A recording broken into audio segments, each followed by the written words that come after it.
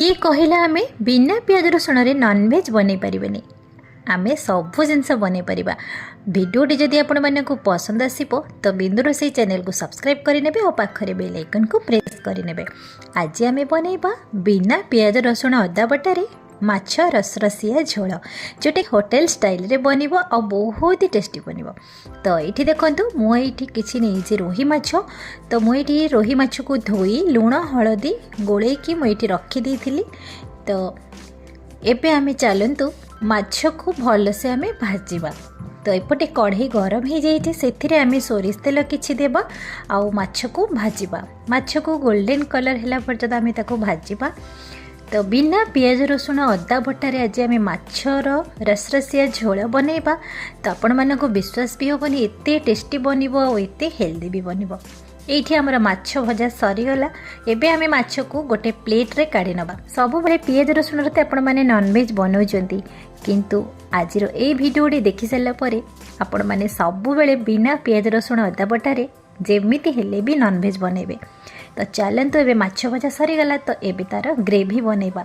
Same कढ़ई रे आमे 2 ରୁ 3 चम्मच सोरिष तेल नबा, सेथिरे तेजपत्र अल्प जीरा देके ताको टिक्के छुंक लगेबा। एपटे आमे मसला बनैबा। गोटे ब्लेंडिंग जार रे गोटे टमाटो, 2टा कंचा लंका, गोटे चम्मच जीरा, अल्प किछि दालचीनी और गुजराती, और गोटे चम्मच एठी नेछि चारू मगज मंजी जोटा कि वाटरमेलन सीड्स। सेथिरे हाफ कप पानी देके आमे ताको बहुत बढ़िया से गोटे मसला पेस्ट बनैबा। एथिरे आमे अदा जमा भी दबानी। एठी हमर पेस्ट बनिगला देखंतु। एबे एई पेस्ट को आमे तेल रे ऐड करिबा आउ टिके ताको कसिबा। एबे ताको कलर पाई गोटे चम्मच लंका गुंड, अल्प किछि हल्दी गुंड भल भाबरे आमे मिक्स करिबा। सेथिरे स्वाद अनुसार आमे लूण एठी ऐड करिबा। जेहेतु माछरे लूण हळदी एमिति भी गोळा हेछि, तो सेही अनुसार आपण टेस्ट अनुसार लूण ऐड करिवे। 2 मिनिट कसिबे जेमिति कि हमर मसलाटी सुखिला हे आसीबो और तार तेल छाड़िबा स्टार्ट हे जिवो।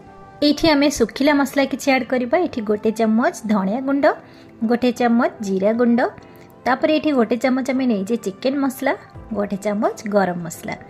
तो एतिकी मसला को आमे भल से मिक्स करके 1 ରୁ 2 मिनिट पर्यंत आमे ताको कसिबा। आउ टिके मसलार टेस्ट आनिया पे आपण चाहिले काजू मध्य सेथिरे ऐड करके आपण बाटी परिबे। तो ये देखो आम माछ पई मसला बहुत बढ़िया से कषि हो गलानी। एठी आमे ग्रेवी पई गोटे ग्लास एठी पानी दबा। आपण मन पसंद रे एठी ग्रेवी पई पानी दे परिबे। जेहेतु आमे रसरसिया माछ झोल बनैबा, सेथि पई मो एठी गोटे ग्लास पानी देछि। आ एबे ग्रेवीटी हमर बढ़िया से फुटी गलानी। तो भजा आलू किछि रखिथिली सेथिरे ऐड करके आमे 3 मिनिट पर्यंत ताको टिके सिझिया पई छाड़बा। एठी देखंतु आलू भी भल से सिझी आसीछि। तो ए स्टेज रे आमे कोन करिबा ना भाजी के रखिथिबा माछ को सेथिरे ऐड करिबा। आपण जेतिकी माछ बनेबे से अनुसार सेथिरे ऐड करिवे। तो माछ को सेथिरे ऐड कर सला परे आउ ताको घोड़ेबेनी, सेमिति ओपन ही ताको फुटेबा 2 ରୁ 3 मिनिट जेमिति ग्रेवीटी आउ टिके सुखिला आसीबो। एठी देखंतु ग्रेवीटी बढ़िया से सुखिला आसलानी। परफेक्ट आमर रसरसिया माछ झोल भी परफेक्ट बनीची। ए स्टेज रे आपण जदि चाहिबे एठी गोटे चम्मच गरम मसला ऐड करिवे। तो मो एठी गोटे चम्मच दालचीनी गुंड ऐड करछि, जोटा कि तार टेस्ट टिके बहुत ही यूनिक आसे। तो भल से एबे मिक्स करिबा आउ एबे चलंतु सर्व करिबा आउ एन्जॉय करिबा। तो देखिले ना बिना पियाज रसुण अदा मसला रे केमिति हमें बहुत ही बढ़िया टेस्टी यम्मी रसरसिया माछ झोल परफेक्ट होटेल स्टाइल रे बनी गला ना। तो ये भाव में आपण मैंने बिना पियाज रसुण रे भी सब जिनस बनी पारिबे। आलू जदि आपण खाऊ नाहंती तो आलू को स्किप करि पारिबे। देखिए बहुत ही हेल्दी बनिबो, बहुत ही टेस्टी बनिबो। एथिरे टिके धनिया पत्र मैं एठी गार्निशिंग करि नउची। एबे गरम भात सहित किंबा रुटी सहित बेस्ट जमिबो आमर ए रसरसिया बिना पियाज रसुण अदा बटारी माछ झोल। एमिति थरे बने के खातु, देखिबे आपनकर भोक 2 गुणा बढ़े जिवो। आ पियाज रसुण अदा बटा जम्मा भी खाइबेनी। एई भली भाबरे घरे बनेबे, समस्त को खाइबे, निजे खाइबे, स्पेशली गेस्ट आसले भी थरे बनांतु, देखिबे समस्त पसंद करिवे।